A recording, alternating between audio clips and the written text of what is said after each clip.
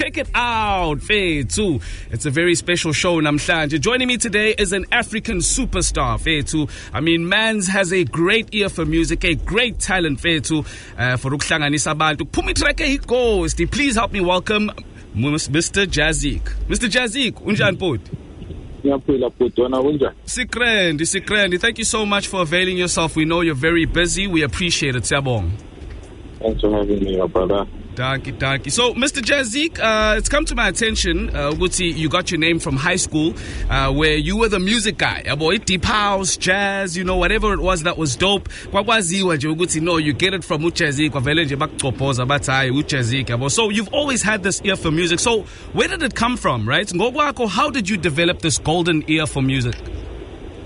Well, from an early age, the surrounding me was based a lot on music, yeah. Because my family was very big into listening to music. Also, my dad was a big collector of music.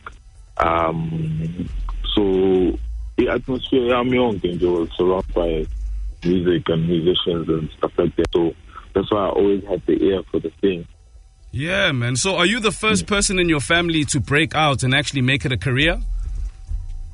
Well, funny story is my family doesn't really like the thing. They only started accepting now because it's actually making sense. I come from an intellectual background, Oh. But, yeah, they went to school and stuff. So when you come to the table with something like this, it's just like, Yeah. Yeah. So I'm like actually the first one who took a different direction to the whole thing. So yeah, it was just like, oh, okay, it's born. It must be okay. It must be all right. I mean, you're making the most money, I imagine, right? Well,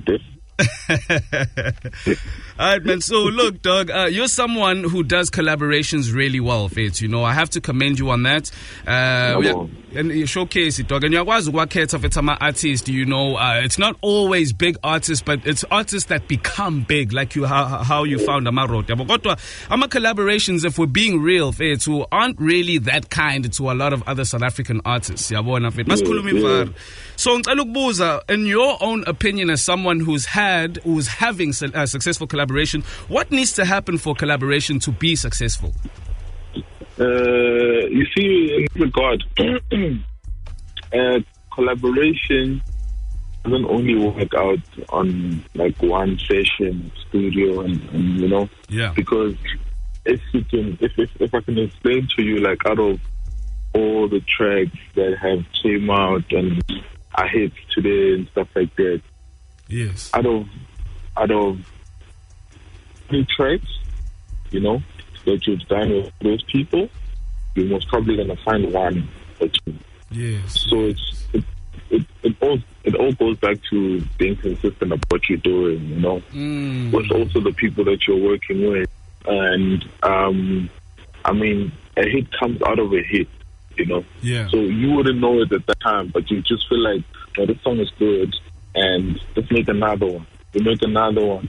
It's obviously going to follow up from the one that was hot recently. Yes. So it's also a chain of how you work and how you keep consistency in anything that you do. Because one thing that you need to understand is that this game was not made to be timed or anything, Yes. Music is to get dropped, and you always just need to stay consistent with your brand and the music and yourself as an artist.